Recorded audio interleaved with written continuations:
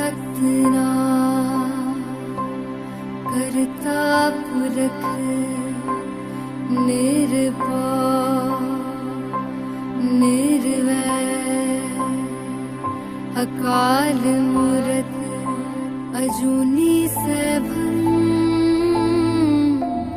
गुरु प्रसाद जप आद सच जुगाद सच है भी सच नानक होसी भी सच।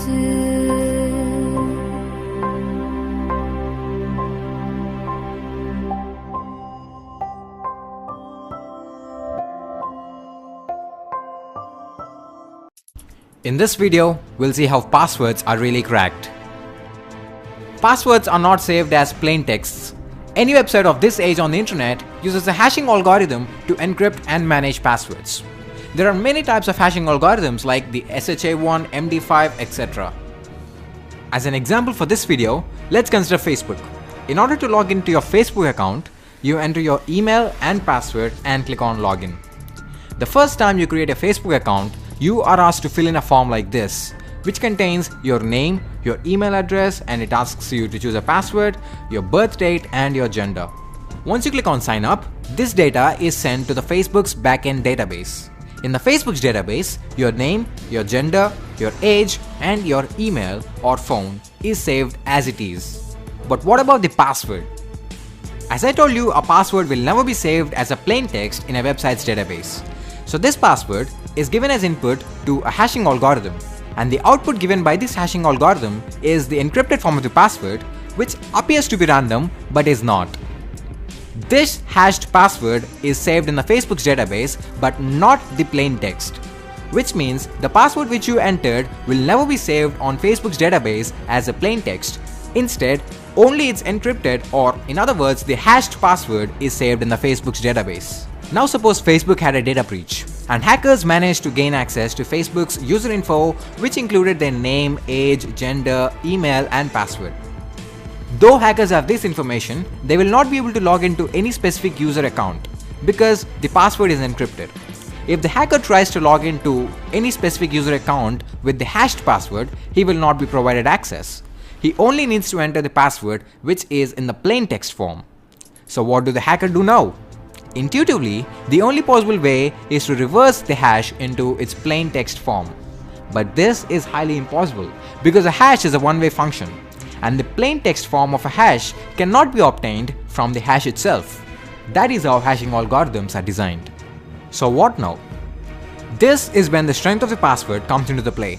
If you are using a common password like test123456, which I used earlier to sign up for Facebook, then the hacker will easily able to know the plain text form of your password from the hash string. There is something known as rainbow tables. These rainbow tables contain the password hashes of numerous commonly used passwords along with their plain text forms. So the hacker will be able to do a simple search with the password hash that he has, and if the password hash exists in the rainbow table, that means that the password is successfully cracked and we now have the password in a plain text form. Remember that rainbow tables contain the password hashes of only the passwords which are commonly used. As a reference, you can try it yourself at crackstation.net. But what if the password is not a commonly used password? In that case, rainbow tables are of no use. So there comes dictionary attack and brute force attack. Both are quite similar.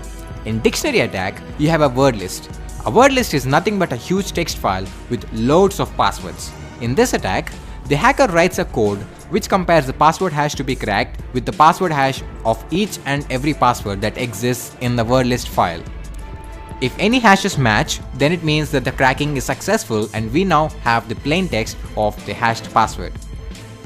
Now this attack can be target specific as well, which means you can actually create your own word list targeting a specific individual, provided that you know some basic details about him and assuming that he used his basic details to frame his password. This attack can be a success or a failure based on the quality of the word list that you are using. In a brute force attack, each and every combination of letters, symbols and numbers are converted into their hash forms and are then compared with the password hash which is to be cracked.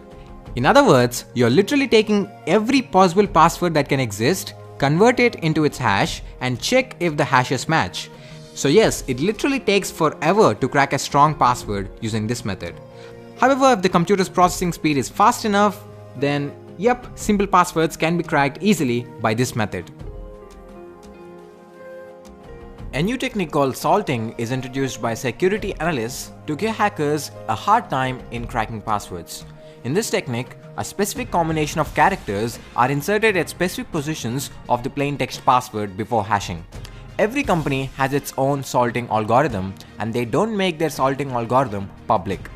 For example, let's say Facebook's salting algorithm inserts a string f&2p at the beginning, after the third character and at the end of the plain text password. After salting the password, the salted password is then hashed by a hashing algorithm.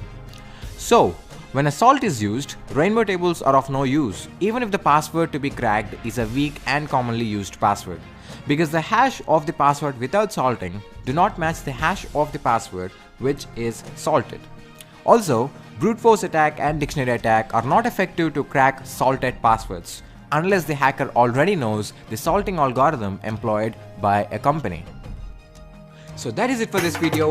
Thanks for watching. Leave a like if you liked this video and also don't forget to subscribe for more awesome videos. Comment down below if you have any doubts regarding this video.